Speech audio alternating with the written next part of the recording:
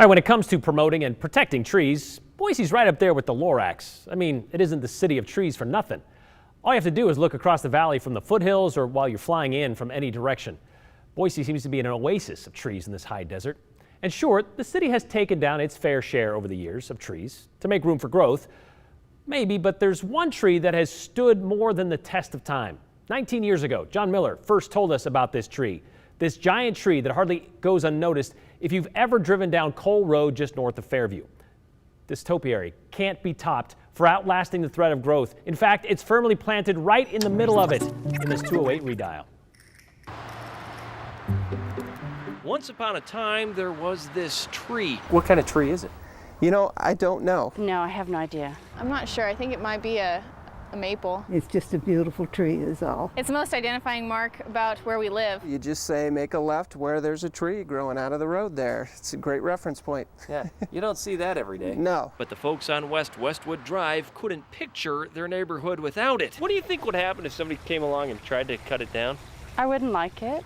Wouldn't let him do it. This is like the luckiest tree ever. Because while the whole world and Margaret Wynn have grown up and older around it, Well, this used to be a farm. the old tree, whatever kind it is, It's a street tree.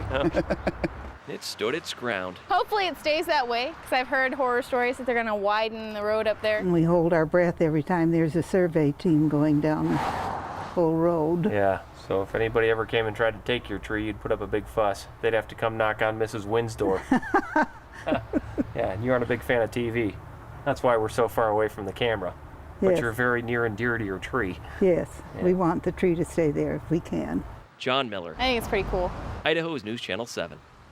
Well, good news, the tree still stands. That widening that was mentioned in that story from 19 years ago was completed about 4 years ago with the new and improved Cole-Fairview intersection. But the tree withstood that. I dropped by the neighborhood today. Nobody answered the door at Margaret Wynn's house. But I did talk to Lori. She's a woman who's lived on Westwood Drive since 1998. She told me the widening may have taken some of her neighbor's yard, but it wasn't going to take that tree. She said she went to the ACHD meeting when they discussed the construction project just to show support and make sure that tree was not going to be pushed out. That's what it looks like today. Lost a few more leaves, a little bit of color this time of year. And yep, it still stands. She even thought it was designated as a city park. That one little tree for its protection, thus making it the smallest park in Boise. But I checked, it's not. Boise Parks and Rec told me while the tree is in right-of-way and maintained by the forestry team, it's not a city park. But here's to the tree team for keeping that tree going all these years.